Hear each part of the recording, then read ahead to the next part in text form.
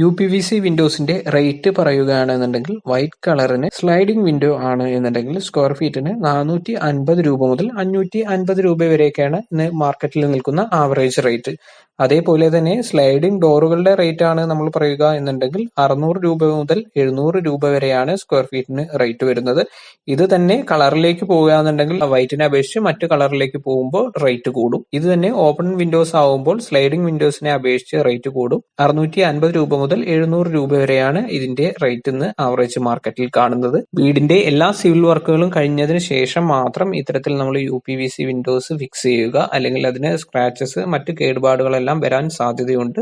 യു.പി.വി.സിയുടെ rate നോക്കുമ്പോൾ നമ്മൾ പ്രത്യേകം ശ്രദ്ധിക്കുക, ഉള്ളിൽ ഫ്രെയിമിനുള്ളിൽ റീഇൻഫോഴ്സ് ചെയ്തിട്ടില്ലേ, GI പൈപ്പ് വെച്ച് റീഇൻഫോഴ്സ് ചെയ്തിട്ടില്ലേ എന്ന് പ്രത്യേകം ശ്രദ്ധിക്കുക.